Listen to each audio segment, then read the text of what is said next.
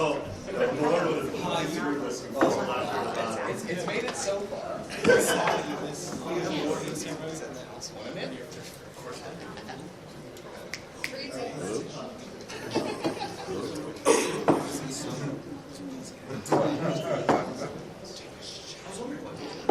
Fuck it, we're going raw. How are you all? Wow, the acoustics in here are something, aren't they? You're lucky Alkali's not here yet. Speaking of which, where the fuck's Alkali? At least one working night. Do I? Oh, thank God. How are you all doing? We told him the show started at 8, and he said, well, I'm going to run to the Dunkin' Donuts first. So either he'll walk in the next 5 minutes, or he's dead on the streets of Milwaukee. Are you all enjoying Fursquared? Wonderful. Are you enjoying the security checkpoint? Well, I mean, it's like walking onto the airplane here, isn't it? Take off your shoes, your belts, open your bags, bend over. It's a fucking lie. If they were telling you to bend over, this room would be more than 3/4 full. Nobody would be arguing about coming over to the beard center. Hey, V, how are you doing back there? Wonderful. I think I saw Sasquatch walk in through the door, so... You ass! You did this to me! Did you tell them? The vodka? Security was waiting for me? Wait a second, hold on. Before you go further, I want to know, where is my vodka? Confiscated. But don't worry, it was confiscated twice. Upstairs, the wonderful security looked at me, and when I said, no, this isn't for my personal consumption, they said, yeah, right. And then they took your vodka and orange juice, to which the door sigh standing nearby said, and I quote, oh, him. He's a problem. Give that to me. We need it as evidence. So now the Dorsai have your tequila and, vodka and orange juice, but don't worry, I got a message from them. I'll read it to you. This is your individual idiot tax, and here's a picture of them drinking it.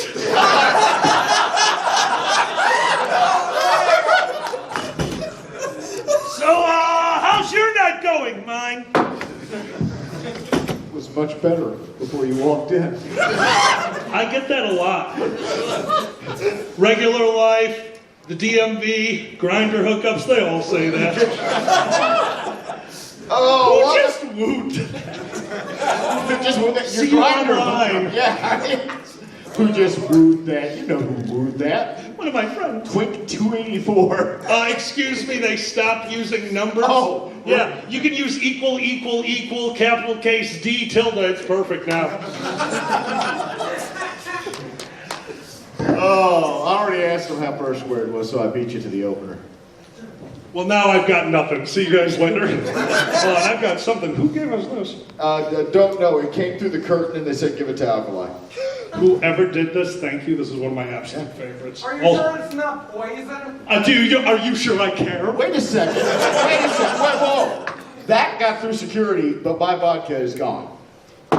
Look, I'm basically walking probable cause. I smell like weed, I look like weed, and they're going to search me because they need to up their stashes. You need to understand this. I actually travel with fake weed. It's not that it's fake, it's that it's a smaller amount. So when somebody pulls me over and tries to take my weed, I can just give them that. And then I still have my weed. I love the fact you have decoy weed. There's reasons, Boozy! When you go weed hunting, do you sit in the weed blind and just launch the decoy? Look, I smoke enough weed, I am blind, okay? It's just glaucoma.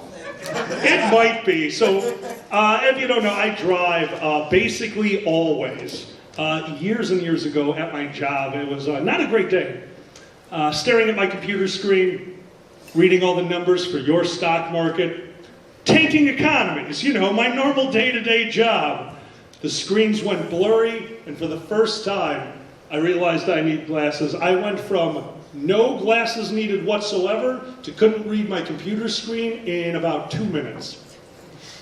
And about 2 weeks ago, I was driving along, getting back to my house, and my eyes did the exact same thing. And I realized 2 things about myself. 1, I am not as good of a driver as I thought. 2, Mario Kart saved my life. Because I absolutely drifted that car into my driveway and went good enough, went out later, I was at like a 45-degree angle. I'm definitely half on my lawn. My neighbors are concerned. So maybe I need new glasses. By the way, I should put these back on, huh? Yeah, that's probably a good idea. I can't see shit anymore. Oh. You talk, I'm unwrapping. No, fuck you. You lost my vodka. Fuck you. I did Why not. am I going to make it easier for you to drink? Boozy, what makes you think I didn't have backup vodka? Okay, so anyways. There we go. It's great to see you all. If I've seen, who here's seen our shit before? Why do you keep coming back? Drugs. We have like 5 fucking jokes. We've been telling them together for a decade. You can stop now. It's funny he says that because we have both been geeking out for 2 days now because we both have new jokes. I have a new joke. I have a new joke.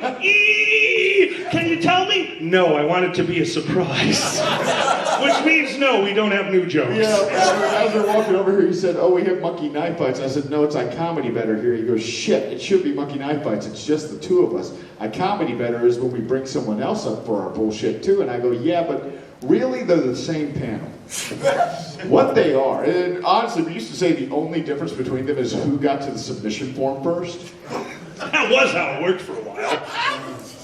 What it is we sit up here and tell each other jokes, and we try to make each other laugh, and you all are completely superfluous to the evening. There is no difference to what we are doing now and to what we do in their living room while watching softcore porn and pretending to be the boat. There's a couple of differences. No, your hands are above the table here. That was the Titanic, by the way, very sexy. It is great to be back here. If you may have noticed, I've had a little more spring in my step this year than I have for the past 7 or 8 years. That's because I finally got a new hip. I love that you got a new hip, but I would rather talk about the old one. Let me set the scene for you. First, when I went in to see my surgeon, and he said, if you can lose 80 pounds, you get a new hip. Well, I lost the fucking 80 pounds, and I went back and said, I'd like a new hip, and he did the x-ray, and he looked at it, he said, what dumb son of a bitch didn't replace this after you broke your hip 8 years ago? I said, well, funny story, you were the surgeon when they admitted me to the hospital 8 years ago. And he got quiet and said, the good news is, I'm 8 years smarter. I love it. He goes, I can do this procedure at one of 3 hospitals, and he lists them off, and he goes, oh, there's this other hospital. And I go, what's the difference? He goes, I own the 4th one. So you get more money. Yes. Sold. I want you personally invested in me living. He actually looked at me, this was August. I went in and he did the x-ray. He looked at it and he said, so we can get you into the surgical theater next week. He was ready the next week to do it. I said, I'm busy. I've got shit I have to do. My job is not the type where I can just be gone for a month on 7 days' notice. He said, when would you like to have it done? And I said, well, the week after Thanksgiving. And he said, well, I normally go to Florida for Christmas. And I said, yes, the week after Thanksgiving. He wasn't too happy, and you may think that that was mean of me. I would like to refer you back to he's the dumb son of a bitch who didn't replace my hip 8 years ago. I was actually in Alkali. I don't know if any of you have met my spouse, but they're about 5 feet tall and 90 pounds. So if my ass went down after the surgery, I was not getting back up with their help. My good friend Alkali here said that he was going to come out. He was going to spend a couple weeks at our house, first before the surgery and after the surgery, to make sure I was back on my feet and everything could be handled. If you went to MFF this year and you were expecting to see Alkali and you didn't, that's why. I would also like to inform you all that 2 days after the surgery, I did not need his help. I really just did that to fuck you all over. No, if you all want to contact FurFest and tell them to invite me the fuck back out, I'll stop stealing their main stage performers. Here's the thing, though. I don't know how much I really helped in that time frame, because let's not forget, I was just consolence at that point, because this is major surgery. I don't care how strong and how much of a mask you put on, you're afraid, and that's what I wanted to help with. He got there. The day or two after Thanksgiving, he shows up. Yeah, you still had leftovers. They were amazing. I was sitting in my recliner, and I was nervous. I wanted to get some questions answered about the surgery, so I went to a wonderful and knowledgeable and reliable source of information, the hip replacement subreddit. At which point I began reading story after story of people talking about how their anesthesia wore off during surgery, and they woke up, and while they could not feel anything, they could hear the saw. And then I read a story from a nurse in an orthopedic surgery ward who said, oh yeah, no, it's not a delicate surgery. You can hear the hammers all the way down the hall. And this is when I learned exactly how a hip replacement works, because while my surgeon had gone over, this is what we're going to replace it with, and this is the mobility range, and this is the time frame, he had not actually gone into what the procedure entails. What the procedure entails is, and I would show you my scar, but I'm pretty sure no one wants to see my ass. You're wrong. You can't see one without the other at this point. But I can't look at you without seeing it at this point. But they roll you on your side, they cut you open, they basically either cut through or completely pull back the muscle and nerves. Then they take a saw, they slam your hip out of joint, take a saw, cut off the top of your femur, right? Then they take a drill, and they drill out your femur. Then they take a shaft of metal with a ball on the end, put it there, take a surgical hammer, did not know that was a thing, and pound it into your bones. I had a hookup like that. Then they screw a metal ball into your hip, and they reattach your leg. I was a little nervous.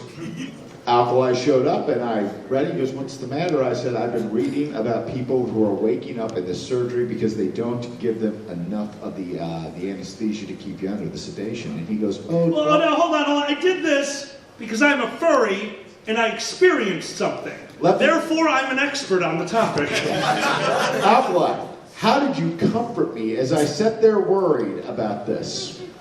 We are very different people, and apparently have very different fears. Just fucking tell them what you said. Boozy, don't worry about it. We are both very large people, and anesthesiology is not the best science. At our size, the chances of you waking up during surgery are actually very minute. If he had stopped right there, it would have been a loving and caring message from a friend who wanted to comfort me. And instead, the legitimately loving and caring message from a friend who wanted to comfort them, but has different fears, was, no, we're so big, it's kind of like a guessing game. You're not going to wake up. You have a better chance of just dying. There's no pain if you're dead. I would have been comforted. Not better! The day before the surgery, we went out to Bob Evans, our favorite place in the world. Hell yeah. All hail Bob. No, you don't understand. We go there wearing Bob Evans paraphernalia. We have hats. We get Bob's table? Yeah, like we specifically, there's a table at the front called Bob's table. It's just the biggest table. And it's got a giant picture of Bob Evans smiling down on you, like the Pope room at Buca de Beppo, but for rednecks. And we specifically asked for, like, we had one waitress where we were at a con and we had gone there every morning and we had requested Bob's table. And the last morning we showed up and we said, hey, we'd like to sit at Bob's table. And she goes, there's people there, I'm so sorry. She was genuinely sad we couldn't get Bob's table. We earned it. We don't need the menu anymore. It's not okay. Yeah, I would like the whole hog breakfast with an extra side of ham, and could you sub out that French toast for a second pancake? I would like coffee, Eggs Benedict coffee. I tell you this so that you'll understand on Sunday, if you come to the recording of the Legal Funhouse on Sunday, our podcast, and you listen to some of the old episodes, you will realize that we have been really pushing this to try to get Bob Evans to sponsor us. We are so close. We found out he has an event. There is a Bob Evans camping event, and we are going. We will be streaming as much of it as we can, and we will be causing a nuisance. It's not just an event, there's a festival. Yes. They have performance stages. We are bucking to get on the Bob Evans main stage. Hell yeah. Fuck this furry shit. You all are just a stepping stone to our Bob Evans legend. I just want to do bobbing for biscuits, which is just in the whole vat of gravy. You just stick your head in there, you pull up, and you look like Sunday of a fur con, just dripping, like sweat, because you're exhausted, sweat. I'm a salty motherfucker. We had gone to Bob Evans the day before my surgery. We went out to BJ's Wholesale Club, not what you're thinking of. I know I said that, and like 3 of you are like, that party's not till tomorrow. Incorrect. It's like Sam's, but with a much more juvenile name, okay? It's the Costco of dirty-minded people. So we went there to get food and everything, and queue, and Alkali did the shopping. And as we got home, we settled in. They were going to keep me overnight at the hospital the next day. And Alkali said, what do you want when you get out of the hospital? Now, at this point, I have been on a diet for 7 months. A diet is counting calories or refraining. You weren't on a diet. You were basically just a starving person who had to look at food constantly. So I said, you know what I want? I want Arby's. I haven't had Arby's in 7 months. It's horrible food, it tastes terrible, and I miss it. He goes, we are going to get you Arby's when we pick you up from the hospital. Wonderful. I would like a half-pound roast beef, a 5-piece chicken tender, 2 orders of curly fries, and an apple turnover. He goes, do you think you'll eat all that? I said, I just want it. And you're gonna try, motherfucker. Look, it's not as big of an issue as it normally is because opiates bind you up. So hopefully I'll be able to get upstairs to the toilet by the time they wear off. Hey, Boozy, 3 in the morning. I'm pooping! We'll get there. They wheeled me into the surgical hospital they had me at was a very nice, small surgical hospital. It was a 15-bed surgical hospital. Like I said, it was owned by my surgeon and several other surgeons. So, a very nice hospital. And, you know, I work for the government. I have good insurance now. That's a fucking change. Well, let me change that. I work for the state government. I still have a job and good insurance now.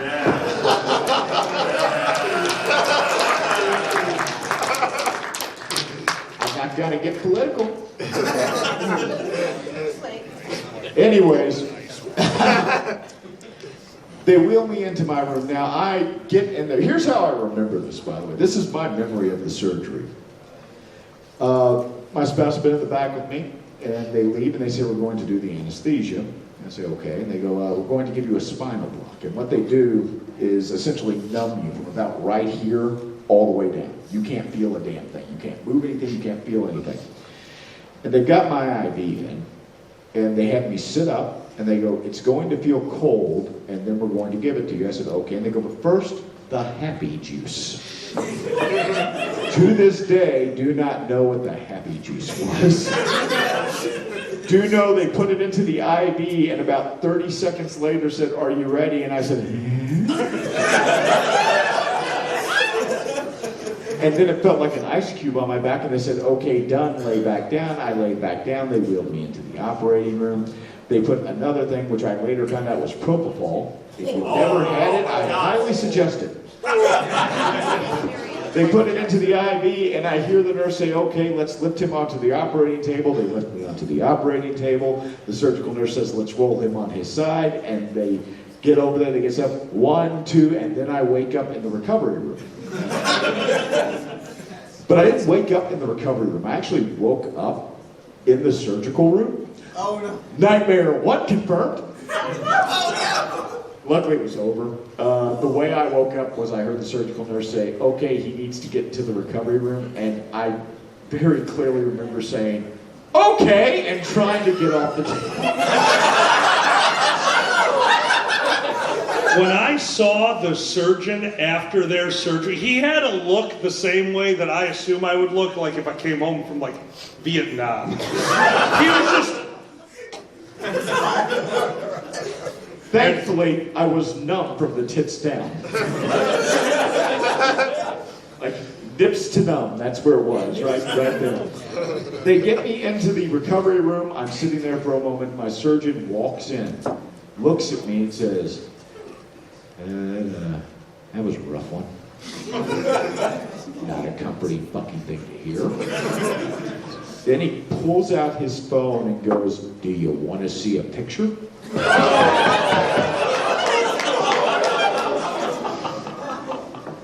First, little worrisome. Why, in the course of my surgery, did you say, I gotta get a Polaroid of this one? Second, yes, of course I want to see the picture. So he brings it up, and there is the severed femoral head sitting on a tray, luckily doped out of my mind still. Any other situation, that wouldn't have bothered me. In this situation, I'm like, what are those little hook things? He's like, yeah, those are bone spurs. They shouldn't be large enough to catch a bass. They wheel me out. I go into my room. My friends are there.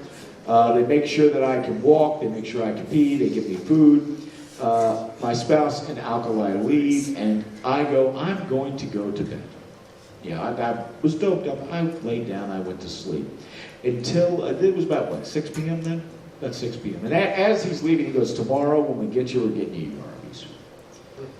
I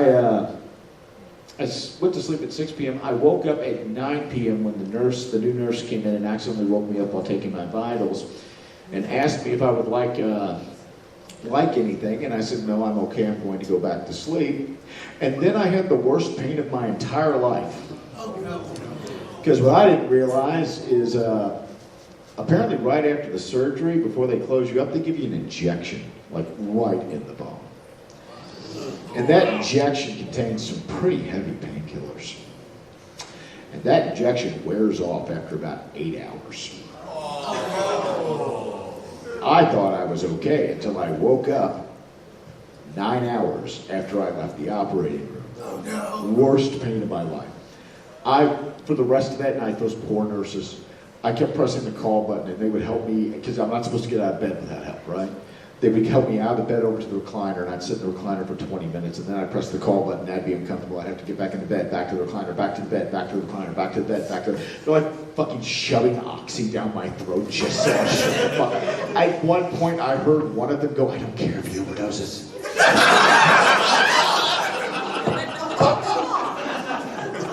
But they couldn't give me anything stronger than what they were giving me at that point. They couldn't, without my surgeon's permission, and I wasn't the only surgery. I was like, there were only 2 guys in the hospital, me and one other poor bastard who had like his knee replaced. I don't know what his name was. I heard him sobbing down the hall with the middle of the night. Oh, no, fuck him. Okay, look, there is a point. You know that saying, misery loves company? Yeah, no, fuck him. He can be in as much pain as I am. No sympathy at that point in time. Okay? None. You know how I finally got them to call my doctor to see if they could give me something stronger? I got on, they had a streaming TV, and I logged in to my Discovery Plus account, and I turned on, I like the ghost shows. I like those ghost shows, right? Like I have Travel Channel, I have Hulu Live just for the Travel Channel because it's nothing but ghost shows. I call it the Travel to the Other Side channel now. And on Discovery Plus, there's a show called Haunted Hospitals. So I turned it on and called for the nurses. So that they could see I was laying in a hospital bed in pain, watching stories about people who have died in a hospital. And come back to haunt their asses. And that's how I got my morphine shot. It's also how you lost TV privileges. The next morning, they come to get me, and because they tell me, oh, you're gonna be discharged. You know, and the physical therapy's gonna come in. They're gonna walk you through some stuff. You're gonna be discharged. You can go home today. So they call them, let them know. They come up there waiting for my therapy to get there, and they walk in. And when they walk in, I'm like, where was I sitting? Oh, no. You need a picture for this one. All right. I walk in, myself and QM, worried. The children are at home. They want to know how Dad's doing. We're worried. And when we walk into the room to see one of my best friends staring. Now, let me, I want to tell you how it was set up. Door, bathroom, bed, recliner, beside recliner, giant picture window. Huge. Also, I just want to point this out. Don't think I didn't notice this. The recliner has been turned to face the picture window. Upon asking the nurses, not only did they confirm they did not do that, but they did it while shaking their head. We know you were moving furniture after major surgery. You're an asshole. It will make sense here in a moment. Because I noticed this right after they left the night before, and before my pain pills went on. We noticed in that moment, our friend staring, the million-yard stare. Perhaps the moisture in his eye was from the pain. Perhaps it was from the thoughts going through his head as he does not acknowledge his wife and his friend walking into the room. Boozy, are you okay? And he just lifts up his hand towards the window. Boozy? This is true, by the way. This is not a bit. We are not punching this. Oh, no, not at all.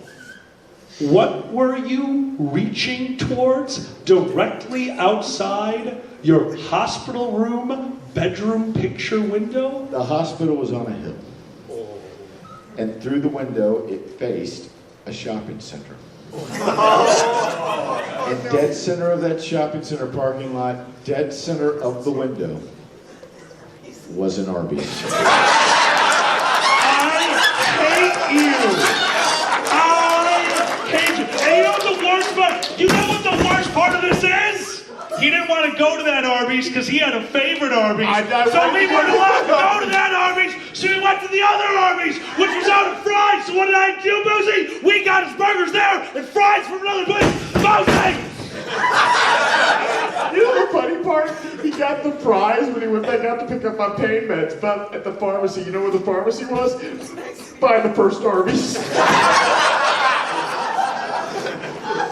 X! I cannot describe to you X! Every time me and QM turned around, it was like watching Scooby-Doo. They would be in their recliner, moaning, in pain. Oh no! We turn our backs for 2 seconds. We turn around, they're on the couch. How did you get to the couch? I moved to the couch. You're not supposed to move. I won't do it again. Okay, we turn around. They're in the bathroom. They have walked their fat, happy ass to, which doesn't exist, by the way. It's just a chair with a hole in it in the kitchen. All right. Fine! You're doing great, buddy! Sit your ass down! We are going to stare at you while we make dinner! Well, I want to smoke. We're not smoking yet! And then we turned around. Boozy's gone! Boozy is gone! They're on the front porch, rocking chair, bitching about their hip in a rocking chair. 2 cigarettes, one was mine. Boozy! The best part, Kate, you can't shower for 48 hours because they don't like use staples anymore. What they do is they suture the inside and surgical glue it, right? Then they put a mesh over it and you can't shower for like 2 days. The glue has to set. So it's been 48 hours, I could not shower. Now, the night before, for the first time, they got me up the stairs, I could sleep in my own bed. And that's advantageous because, as Alkali indicated, my bathroom isn't downstairs. My bathroom is up the stairs. So we have something in the basement. It's a piece of medical equipment from my car accident that we have affectionately referred to as the poop chair. By the way, if you don't know what a portable medical commode is, it is a chair with a toilet seat bolted onto it and a bucket hanging underneath it. I was shitting in a bucket. Anyways, yeah, that was really pleasant because he emptied the bucket. Perfectly fine for me. So biology is biology, whatever. So I wake up. It's the second day, 48 hours after the surgery. I went to shower. So does this make Alkali your second spouse? Shut the fuck up. Actually, wait. Yes, I demand half. But half of 0 is 0. Take him to court. So the shower chair set up. I wake up. I want to take a shower. Now, Q, my spouse, looks at me and they say, "We're going to go out on the front porch for a cigarette real quick. Can you wait 5 minutes?" And I say, "Yes, I can wait 5 minutes." So they go down. They go outside. Now, Kage, Uncle Kage, has come out. He has flown out to surprise me to see that I'm doing okay. It was very sweet of him. It was very nice of him. They are on the front porch. They're all talking. They have gone outside. They walk back inside. What did you hear? Well, the first thing we hear is before we walk in the door, QM going, "Oh no, it's been 6 minutes."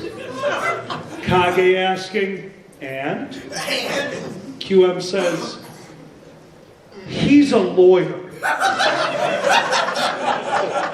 We open the front door, and Kage, the first to walk in, says, "No."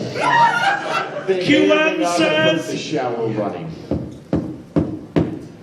he had walked from his bed past the murder stairway, past the corner of supplies that we had cleared out so he had room, and their son had decided, "That's not in my bedroom," and put it right back in the hallway. Immediately, it was like 5 minutes, he was like, "Nope." He had made it all the way to the shower. QM is furious. Kage is mortified. I watched cartoons. How could that have happened? I could not put weight on my right side. Here's what I learned. If I put one hand against the wall, I can hop. Upstairs, directly next to the murder stairway. So now, Kage is trying to convince me that it is not worth going up to the bathroom and yelling at naked Boozy. I disagree. There have been good things come out of it outside of being able to walk in. Like we talked about the security up here. Like how many of you have been stopped by the security walking into the Baird Center? Yeah, they run the one W, right? Yeah. So I flew out here. Here's what I discovered. My new hip shows up on every detector at the airport. That scan they do? Yeah, when I walked out, they're like, "Yeah, there's a foreign object on your hip on the scan." And I said, "Oh yeah, I've had a hip replacement." And they said, "Okay, well, we've got to pat you down." And I go, "Okay." And then he starts describing the pat down, but it was loud in the airport, and I didn't really understand what he was saying. And then he says, "Do you want to go to a private room?" And I said, no, this is fine. And he was quiet. And then he said, sir, do you want to go to a private room? I have to pat you down. Okay, first of all, when somebody says something twice, you should probably make sure you're clear on what it means. Like, for example, the day after my surgery, my surgeon walked in to do his rounds, looked at me and went, so, that was rough. And I said, this is the second time you've told me that. Did I die on the table? With the TSA agent, I did not do this. And I was kind of expecting like the quick pat down. Like, I go into courthouses all the time, right? And when I set off the sensor at the federal courthouse, the U.S. Marshal that looks after the well-being of everyone in that courthouse just pats my side and runs a wand over me and says, okay, have a nice day. The TSA agent did not do that. It is the most intimate I have ever been in an airport. As God is my witness, at one point I turned my head and coughed. I got through the line, felt a little violated, and I made a promise to myself that I will not experience that again in that way. Because on Monday, I'm flying home out of Milwaukee. And I'm going to set off that same sensor. And I'm pretty sure they're going to go through the same procedure and ask if I want a private room. And I'm going to go, no, I want them to watch.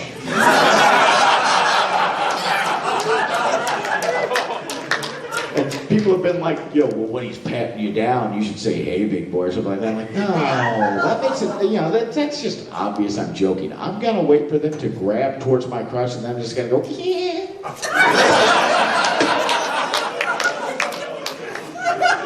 Because that's the rule. Like, if I'm like, buy me dinner first, that's obvious I'm a joke, right? I'm joking. That's obvious. I'm making a joke. But if they're like, cause like when I say they pat you down, I'm not like they're like, yeah, okay, you don't have anything there. I'm like, well, that's fucking rude. Jesus Christ, man, I already have an insecurity. But if he's doing that, and I just go, that guy's gotta go home either questioning his sexuality or looking for a new job. Or both. I liked the flight out here, though. Oh, yeah? I flew out of Allentown, because although Philadelphia is closer, Allentown's $100 cheaper. I got onto my plane, and I sit down. I was in seat 15C on the Delta flight out of Allentown, Pennsylvania, heading to Milwaukee with a layover in Atlanta, departing at 1:19 p.m. Now, you all are going to understand why I am being so specific about this in a moment. As I got to my seat and I shoved my personal item underneath, called my therapist, let them know what had happened to me. I looked up and there was a young man sitting in 15D. And as I look over at the young man in 15D on the 1:19 p.m. Delta Airlines flight out of Allentown to Atlanta, the connecting port for the flight to Milwaukee, I see his phone is open. And that young man in seat 15D of the 1:19 p.m. Allentown flight to Atlanta going to Milwaukee on his phone had Telegram open. And had a sticker of a large cocked wolf daddy hugging the blue YCH character. And I said to myself, I'm not going to say a word. Not because I'm being polite, but because there's a very good chance that somebody on the 1:19 p.m. Delta flight from Allentown, Pennsylvania to Atlanta to catch a connecting flight to Milwaukee, Wisconsin on this weekend is coming to this con. And if you were on that flight, I hope you are fucking horrified by the fact that I saw that, and you were finding out about it in a room full of people, as I wanted you to be. And if you are not in this room, but you happen to have a friend who lives in Atlanta that you knew was flying out of Allentown, Pennsylvania on Thursday afternoon, send them a message. Let them know Boozy saw everything.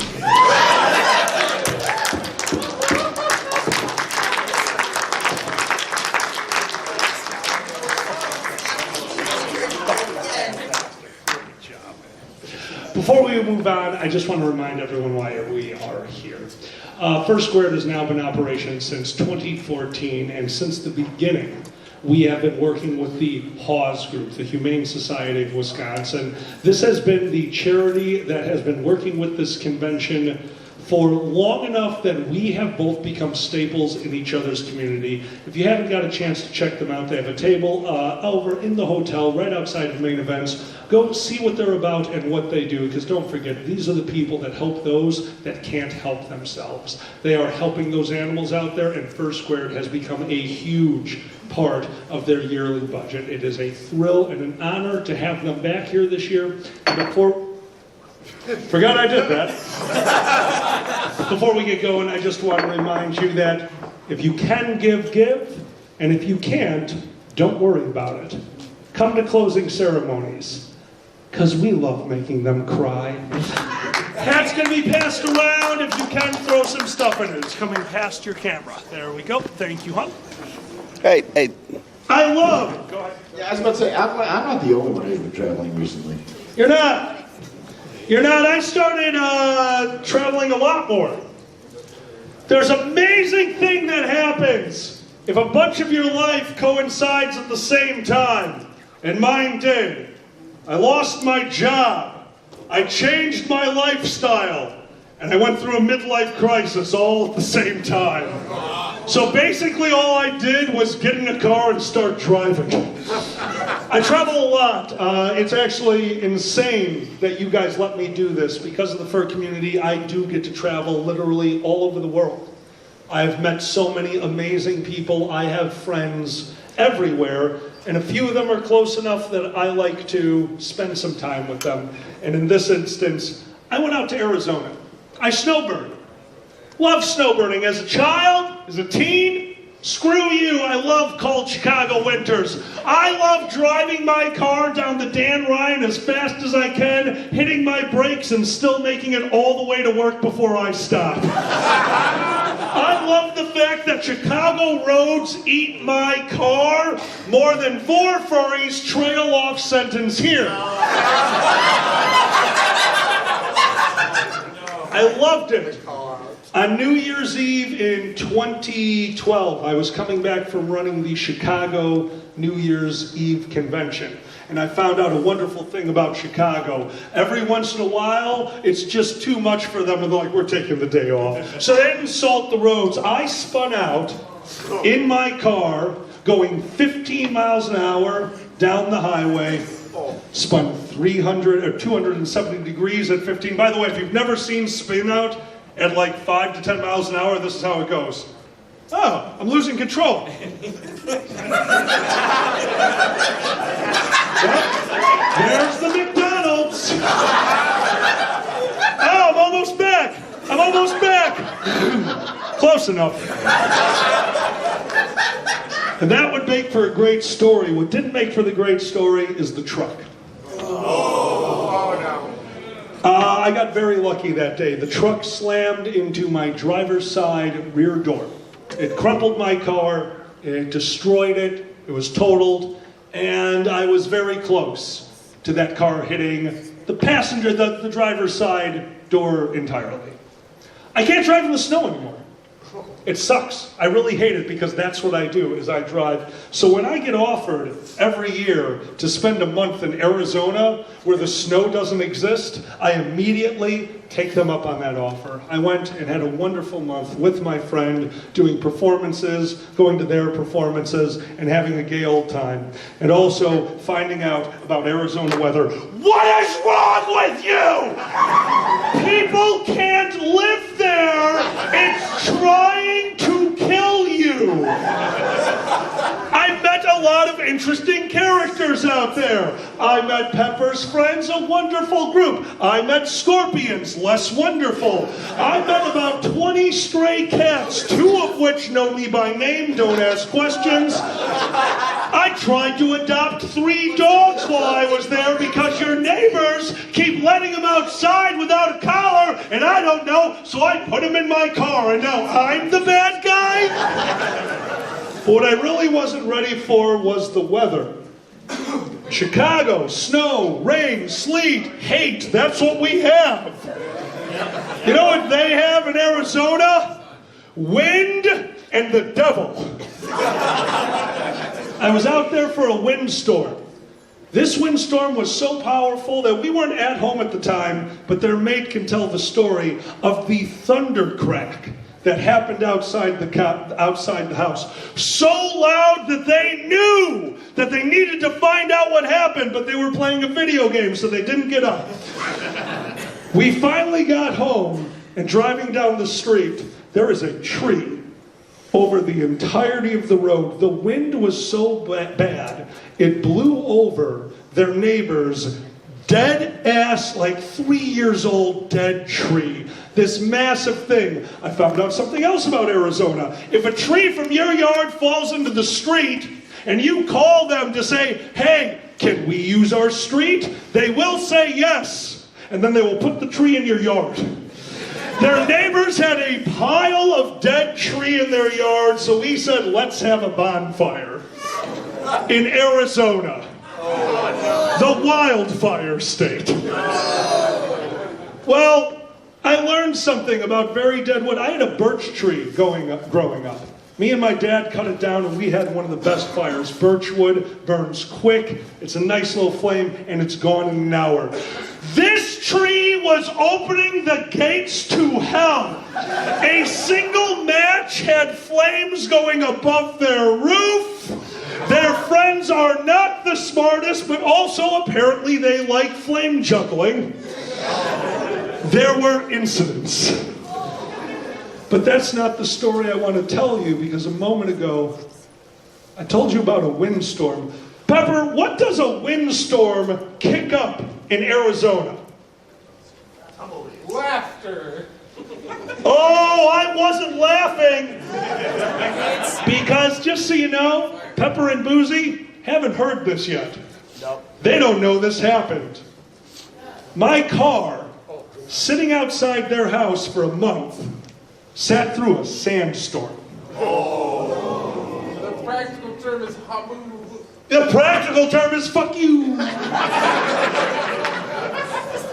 I'm not very observant at times. I had been there for a while. It was time to go home. I really didn't want to leave, but it was time. I drove my first day, no incident. I get out of Arizona and I get into the OKC, Oklahoma. I'm driving down the highway. It's been about 24 hours. I've been around some of my best friends. I've been having a wonderful time, and I'm about to go back to reality. I was feeling it, and sometimes I'm weak. I lit a joint.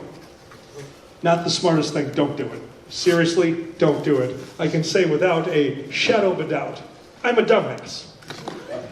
And by the time this story is done, you will understand why that is the exact term I call myself. Because as I finished this joint, I took the butt and I tossed it out the window in about... Oh, no. Bad idea. Oh, very bad idea. You shouldn't do that. Because about 5 minutes later, there was a rave going on behind my car. Oh, yeah. The police are here. I've done stupid, horrible things in my life. In this moment, it was over. I'm about to get pulled over. I have weed in the center console. The car smells like weed. I'm done. You know what a normal person does when confronted with the reality that it's over? They panic. You know what an ex-stockbroker who thinks that it's okay to tell their friend, don't worry, you won't wake up during surgery, you'll just fucking die. You know what we do? We laugh. It's my defense mechanism. If any of you talk to me, I make jokes constantly. It's because of my insecurities. It's easier for me to talk to you as a comedian. It's easier for me to make jokes. And when I am fully panicked, I am a full goddamn comedian. So when this cop did what he should not do, because I've been pulled over about 1,000,000 times. They come to the driver's side window. I pull all the way over. I know I'm fine. I lit a cigarette. I'm like, oh, this'll mask the smell. Perfect. I'm a genius. I have a cigarette in my mouth waiting for him to come to the window, and he comes to my passenger side window. A new thing I didn't know. So I reach down to open the window. I hit a button and nothing happens. Did I hit the wrong button? Okay, so I locked the doors on accident. That's not it. I opened the back passenger's window. That's not it. The radio turns on. My bad. I didn't know that window was broken. I had no clue. So as I reach over, laughing at the fact that this cop has just watched me play piano on my controls next to me while the car is just kind of waving, bobbing, the lights are flashing, I finally just reach over and open the door. How can I help you, Your Honor?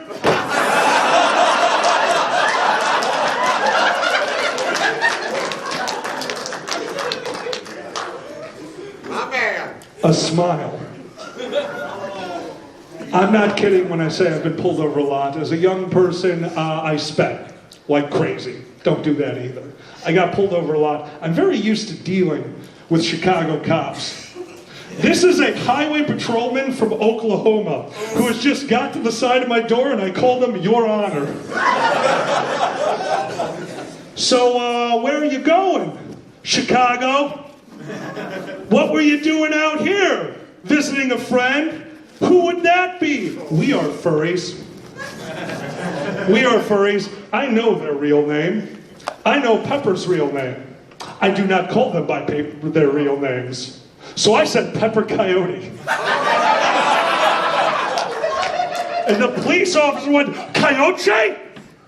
I looked it up. So that's a person runner. That is a human trafficker, and he thinks I just said my friend Pepper, human trafficker, is the person I am visiting. I'm not doing good.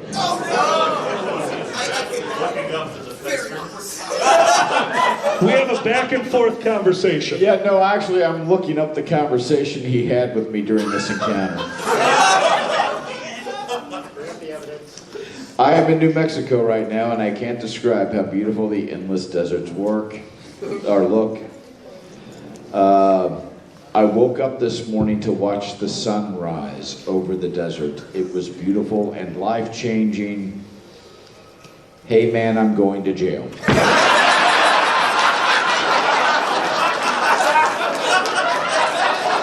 I sent that message before. They take so long to come to the car, I figured I had time to check my Grindr and send out a few messages.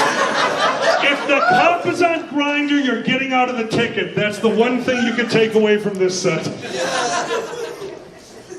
He asked me, sir, could you step out of the car? And I go, yeah. You want to put out that cigarette? I don't know what possessed me. I don't know where my mind was. All I know is I knew I was done.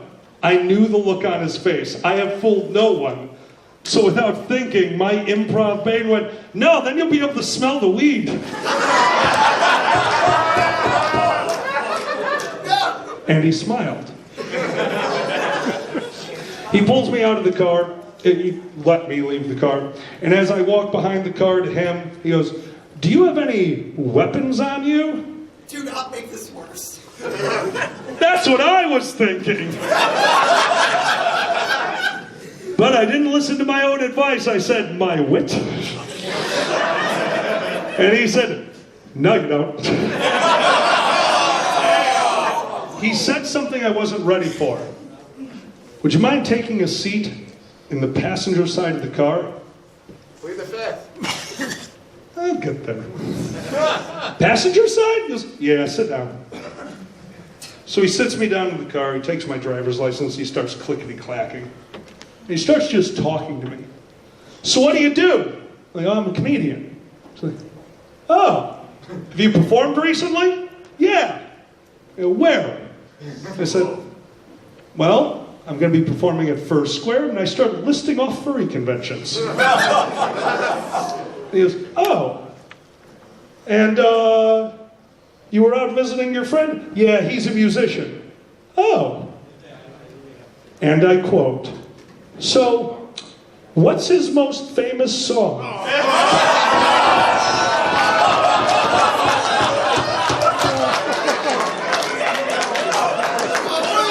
I immediately said, driving into the sun.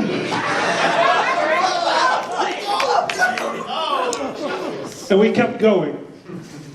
As we talk, as I talk with anyone, I become more comfortable. I like getting to know people. And in this situation, it was no different to me. I'm still with a person in a car. So why not just talk? And I don't know what's wrong with my brain. I don't know if it's all the time we spend on stage needing to think about the next thing you're going to say. I don't know if it's the fact that I have repeated some of my jokes over and over ad nauseum for years, but there are a few that I'm very comfortable in telling, and a few that I know are funny. And I don't know how I started. I don't know how I fucking got there. I don't know what spurred this. So I told them the story of the time I got pulled over and a cop stole my joint. And he sat there. And he listened. And as I finished up, he goes, son, there's two things I know right now. One, you are high as shit. And two, you're definitely a comedian.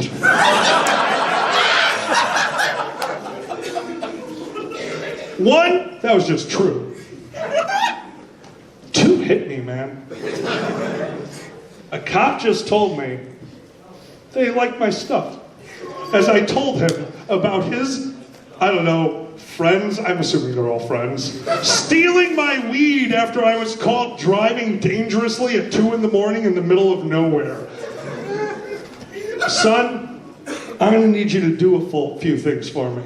Do you know why I pulled you over? And I said, was it the joint I threw out my window a little bit ago? He says, nope, didn't know about that. Nothing from me. I learned nothing from you. Now is when you plead the fifth. Now should have been when I plead the fifth, but you have to understand, my job before all this was reading people. My job now is connecting with people. This isn't what he wanted to do. I was missing something. I was just talking to a person. And that's what it turned into. As he understood more about furry, he started telling me about his dog, a drug-sniffing dog that has to be kept in a cage because it can't interact with his dog. How much he hates doing that to the poor thing, and he can't wait to get a bigger place so it has a yard to run around in. We swapped stories. We sat in his car, and I later found out he was doing that not only just to sit there for a bit, but to sober me up. And then he told me why he pulled me over. Son, I want you to take a look at your car. And I looked at the car for the first time. Here's what I see. The back is filled with a giant body mattress that I used to sleep on. All of my luggage. Extra luggage from Pepper that I was taking home to give to my roommates. Cooking supplies that I had brought out to Arizona so I could make them a meal. Extra bags for the LARP that I wanted to go to out there. My car is filled to the brim to the point where I can't see out with any of the mirrors. And that's my thought. I go, oh, is my car too full? He goes, kinda. That's what drug runners do. What? You do know you are on the drug trafficking route to the east. Apparently, this highway is where all the drugs are run to get over to New York, Baltimore, and I am driving my busted-ass CRV filled to the brim with luggage, covered in dust, and I quote, going too close to the speed limit. But all of that was superficial, because that's when I saw it too for the first time. What happened in Arizona? I encountered a weather event. A storm. A storm that kicked up sand. What else kicks up a lot of sand? A sandblaster. The 4 from my license plate was gone. I had the license plate and an empty spot driving along the drug trafficking route with a car full of luggage. I am legitimately rolling probable cause. He goes, son, I know that I have a feeling you know this. I smelled weed in your car. I have the right to search it. You do. I know that from this one. Yeah. If I search your car, what am I going to find? You're going to find 2 weed vapes, and you're going to find 2 closed joints. Nothing is opened, because I just smoked my last joint. And he goes, is that really all I'm going to find? I'm like, yeah. He goes, I believe you. You're about to be pulled over by every state trooper for the rest of your drive. Go buy a red Sharpie. Absolutely, sir. So, found out another fun fact. Gas stations don't sell red Sharpies. My next stop was 2 hours from there. I was pulled over 3 more times. The first time I was pulled over, I held up his warning. They just walked away while laughing. The second time I pulled over, I just yelled, I know. They nodded and left. The third time I was pulled over, I yelled, I'm a comedian, not a drug runner. He goes, what? I said, look at the report. He took a minute and then let me go.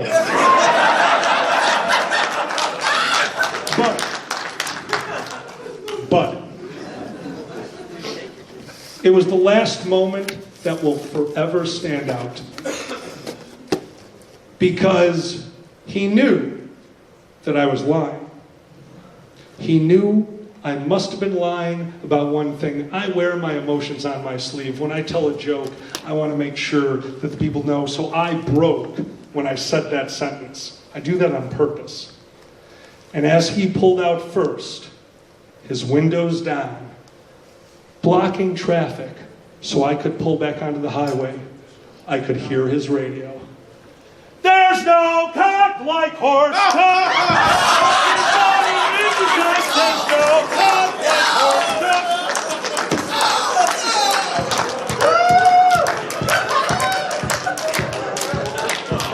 I learned nothing from you. By the way, how did you enjoy I-35? I hate it so much. You're an idiot. I know! You know oh, that was the thing! The last thing he told me, stop being a dumbass. And I've been trying to take that to heart. I can tell you this story now, because actually, almost didn't. This was almost burned on the scrap pile. I had no intention of telling it except for one thing. I learned, I don't smoke anymore when I drive.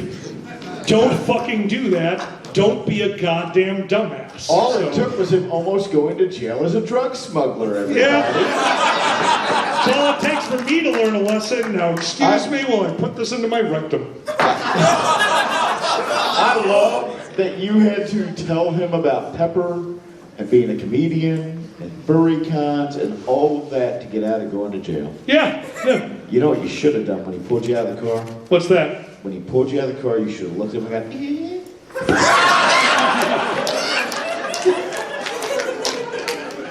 Yeah, they usually leave us alone after that, huh?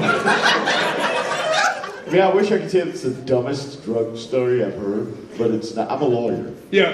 Right? Like if you don't know this, I assume most of you actually know this, but every now and again somebody will walk in and be like, you're really a lawyer? I'm like, why would somebody lie about that on stage?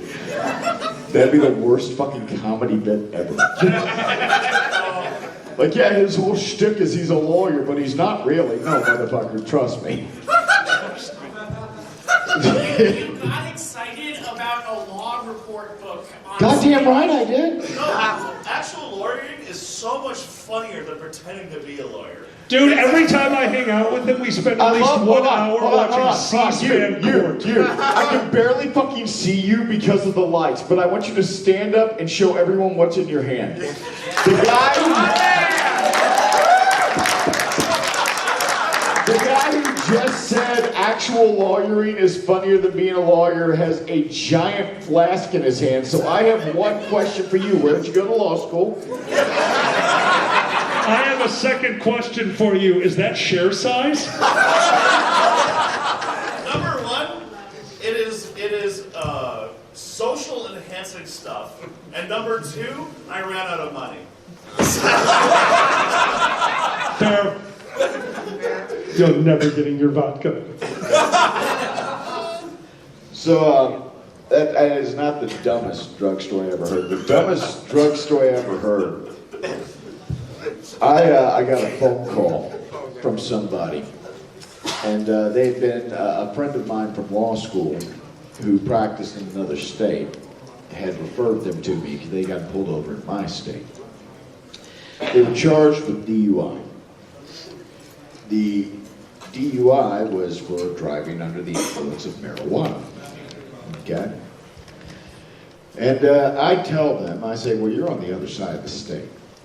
You probably want someone local. And they said, no, my lawyer told me that you were pretty good, and I want you to represent me. I said, okay, you understand you're paying me to drive 3.5 hours for every court hearing.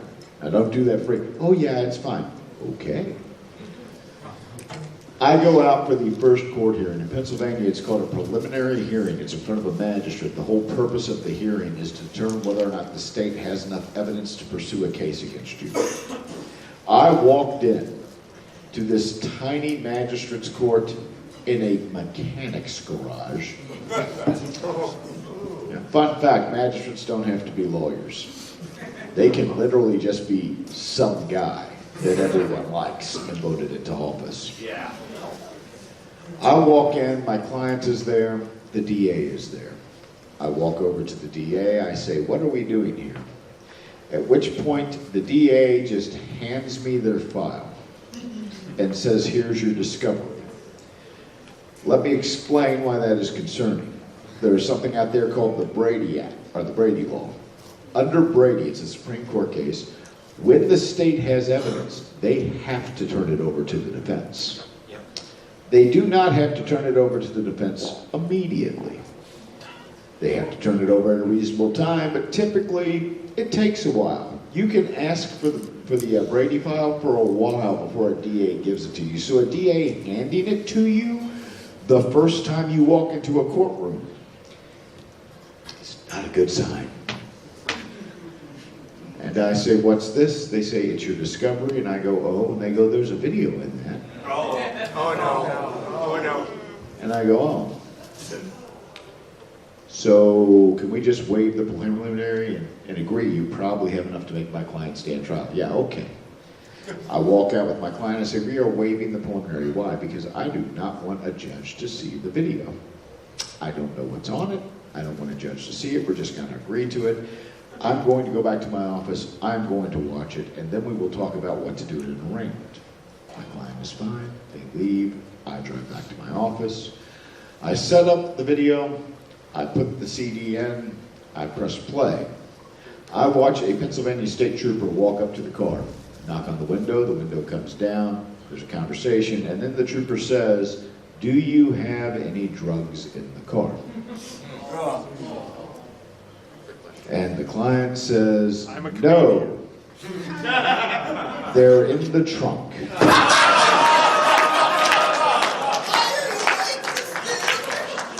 Two things.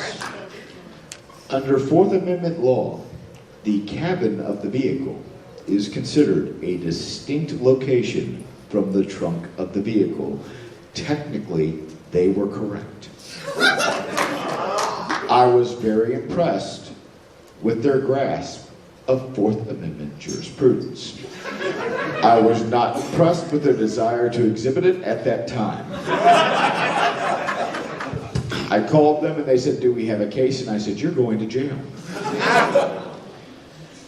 We went down And I was trying to get them on a diversion program where they wouldn't have a conviction, but this was not their first charge of this nature.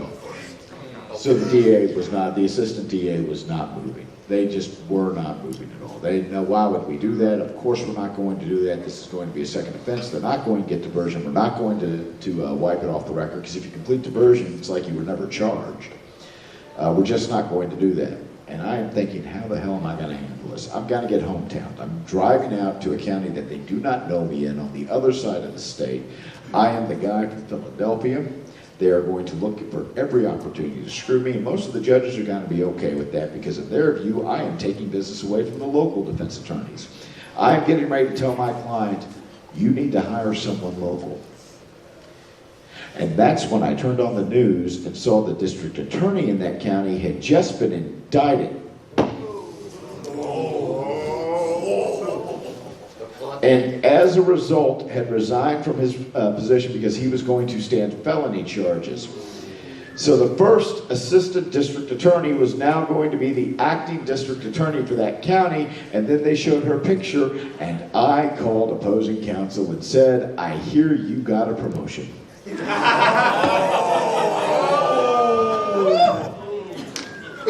Don't you think you're a little too busy for this case? And that's how my client got on diversion.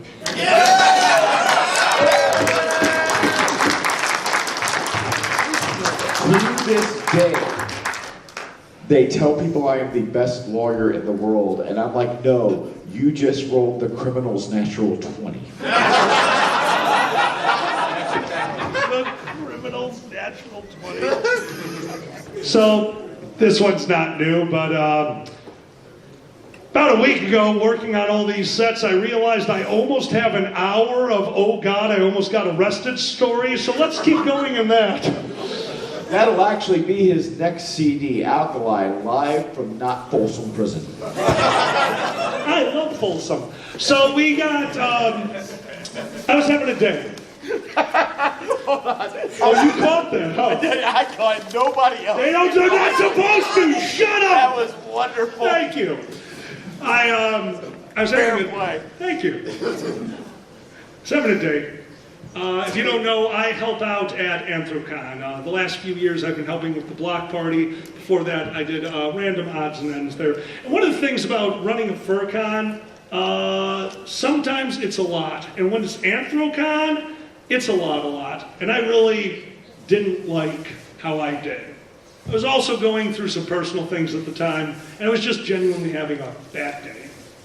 To the point where when I got to my hotel room, the hotel I get every year at Anthrocon, the farthest from the hotel, because as Kage says, and I quote, well, one of you is going to have to walk forever, and you could stand to lose the most weight, so I'm giving you that hotel room. No, we're friends. He's right. So I'm all the way out at my hotel. I'm in the van. I have a big, beautiful conversion van that I travel the country, and I love it. It really helps when I get stuck in the middle of New Mexico because a single snowflake falls and they shut down the state. It wasn't a single snowflake, it was an ice storm, and I was trapped on a highway for 9 hours overnight. I had a van, I basically had a bed to watch people leave their cars, tuck themselves into their jackets, and squat at the side of the road. Mood lights. I wanted to put on mood lights, but I got in trouble. I love this van. The one downside of this van, it's a goddamn van. Certain places don't like vans. Brazil, not built for vans. You know what else? Pittsburgh. Pittsburgh's parking is not made for vans. So I found the one parking spot I could have on the side of the road, right outside the hotel, a metered spot. No problem. Driver's side window facing the street. Not a lot of cars going down there. And I can't smoke in the hotel. So I went downstairs. I turned on my car, and I sat.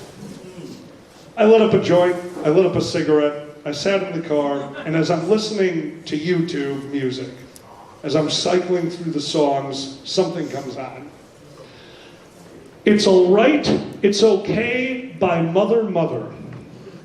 It's alright, it's okay, it's alright, it's okay.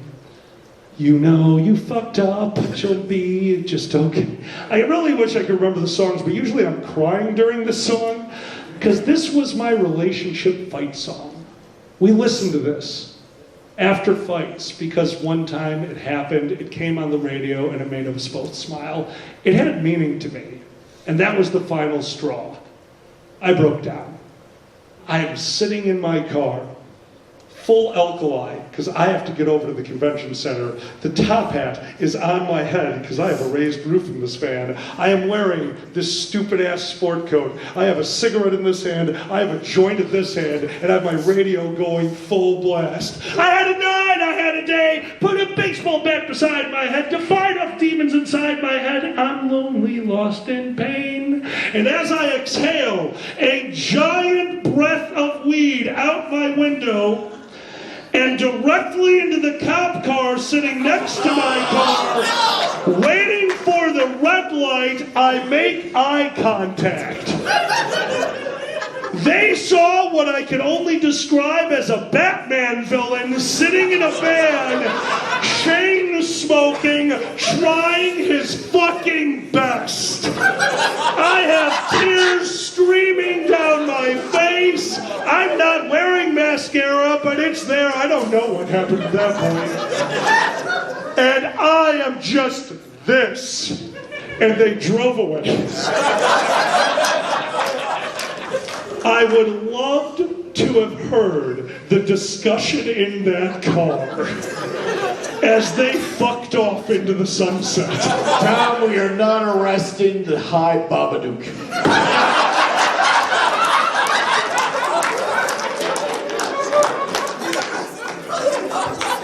I don't care if you want to make Sergeant, I've seen the movie, it's not worth it. That's one of the problems with, one of the good parts and problems with dressing. I don't care. I'll wear this. I go to Dunkin' Donuts every morning right after I get ready for the panels. I go over there with the top end of the coat. I wander around in this stuff. Why would I care? So at conventions, sometimes I'll just go out and smoke. At some conventions, I go find a quiet place and I practice my set. So this one was IFC, top of the parking garage. I found out it was closed down. Whole top of the parking garage, view of Indianapolis, while I stood in my alkali suit, wandered back and forth, and worked on my set. Until security came up to the parking garage from the other side. They are as far from me as possible. I'm going to show you how he approached me.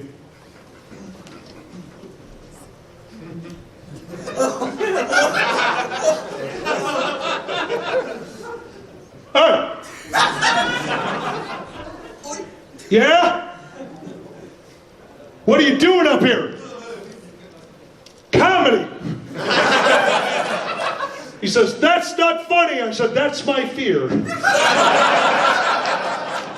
He talked to me for 2 minutes, said, this is closed down. You can't be up here. I said, oh, okay. And I followed him down the elevator.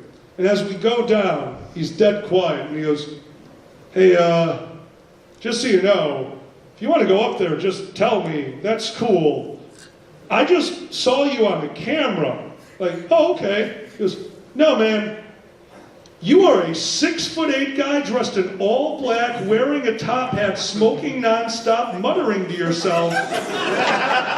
I thought I was about to die. Okay, so from now on, if that ever happens again, when they say, what are you doing? You go, I'm trying to kill the Batman! We must censor television! Fly, my penguins! Fly! I throw my Just weight throwing penguins off the parking garage. I swear to God, I thought they could fly.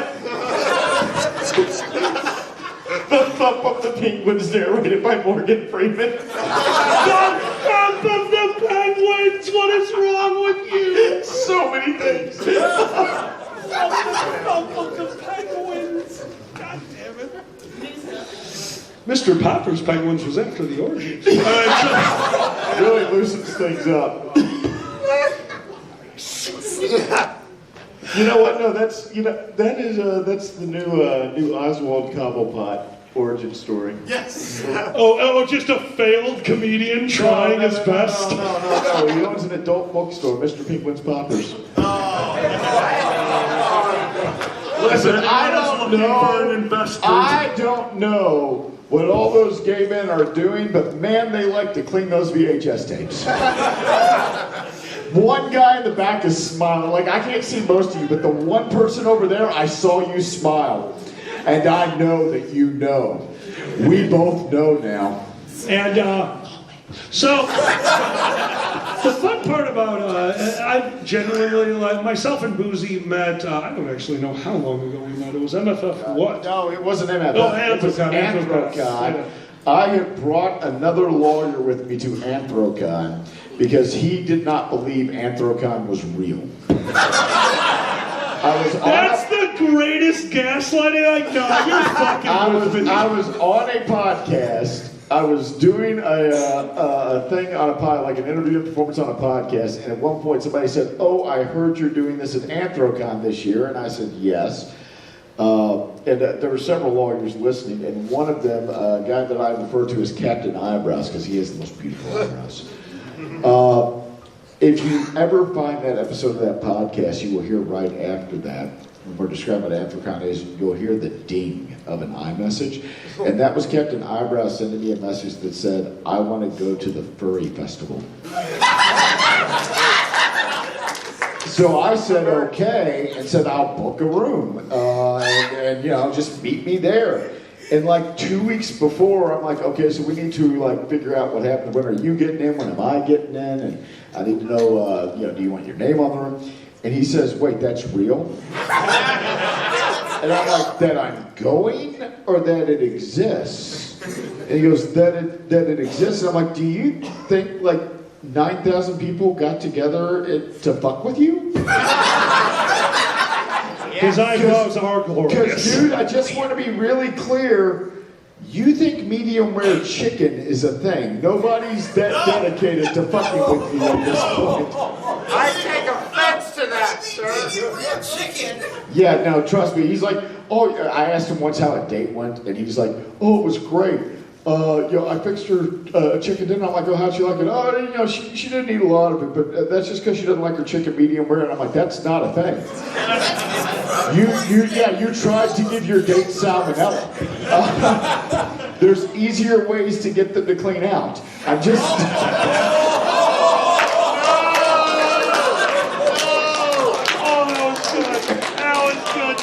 We are at Anthrocon, and the programming staff was excited that I was there. And they yanked me into the old programming room on the first night. It was a Friday night. I had been in court all day. We met up. We went over there. They yanked me into the programming room.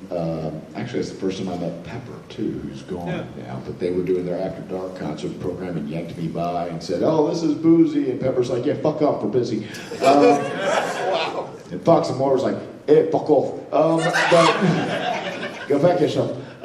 So they take me back to the programming office, and there was just a table filled with booze. To this day, it is one of my favorite pictures. Somebody had taken a picture of me from behind, sitting at that table. If you ever get a chance to sit and drink with me, I, after a few drinks, get very animated, and I'll start telling stories.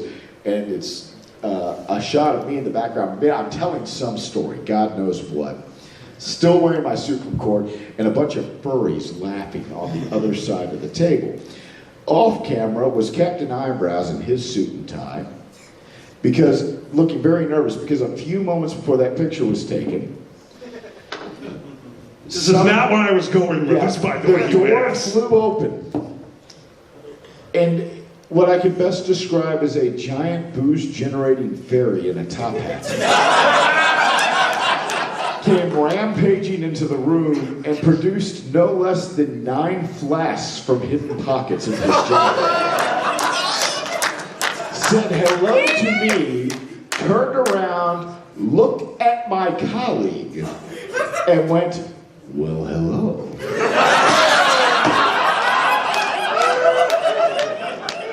And then sat down and proceeded to hit on him. Now, I want to explain. Captain Eyebrows, who, by the way, very successful attorney, we talk regularly. Say we haven't seen each other in years, but that's because his practice has gotten so busy. He's been very successful. Hell yeah. We actually were talking not too long ago, and he's like, I want to go back to another furry con. And I'm like, do you believe they're real now? But Did he ask about me? yeah, actually he did.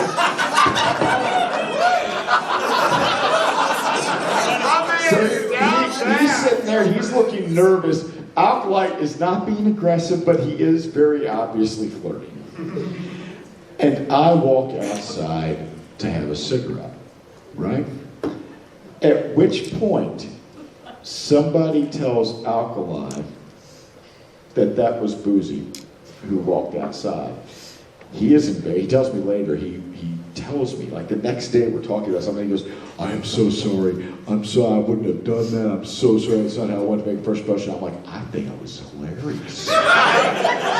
Listen, man, if I was offended, I would have stayed and helped my friend. But no, that was fucking hilarious. That's why I left. Like, it's less funny if I'm there. That was 8 or 9 years ago. And this is one of the wonderful things about furry, and it is actually a note I will end my part on tonight, at least, because we've had a lot of fun, and I love doing this, but one of the best things is, when I fell ass backwards into the fandom, I was miserable. I was an attorney.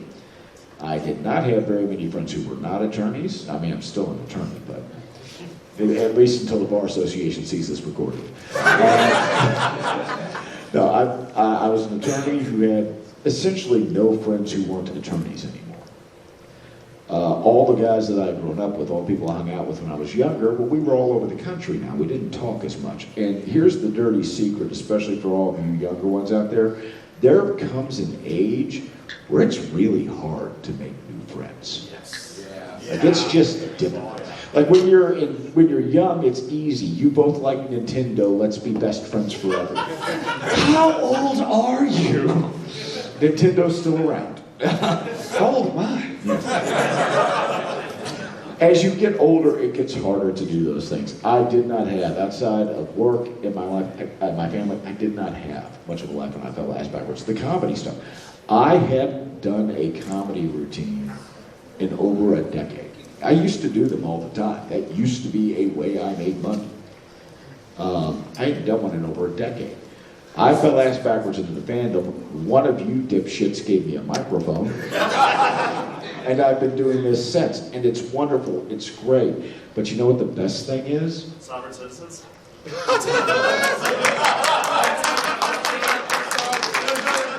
Yes.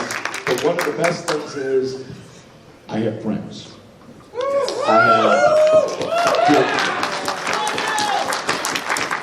This gentleman, we joke about it, this gentleman right here, when he found out I was having a surgery and my family needed help, flew out to be with us.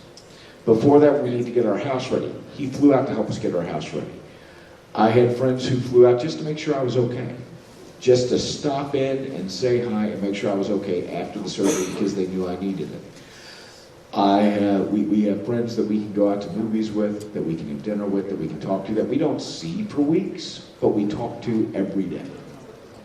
And that's what this community has done for me, and it's what it's done for my family, in addition to making me a loud, cranky badger. Boozy, that was so sweet. I feel like I need a van and a joint. So I guess what I'm really trying to say here is take the people that you've met here, that you're close to here, and keep them close to you, because honestly, friendship is magic.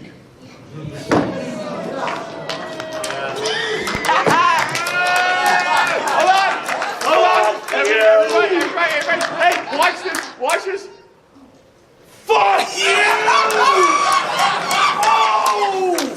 I will Ladies and gentlemen, both and neither, this has been on Comedy Better When I Had a Few. I am Brucey Badger, but let's hear it up for Alkalite Business.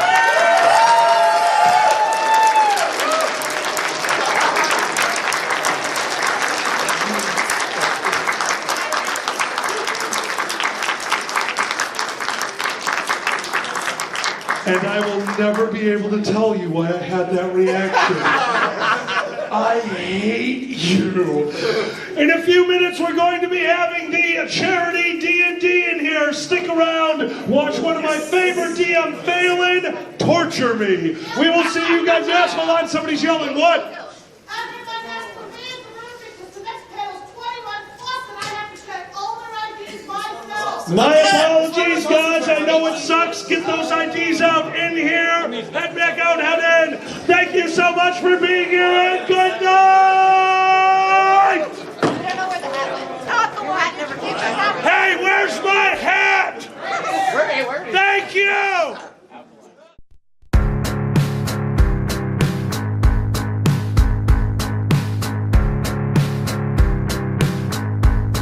If you bite my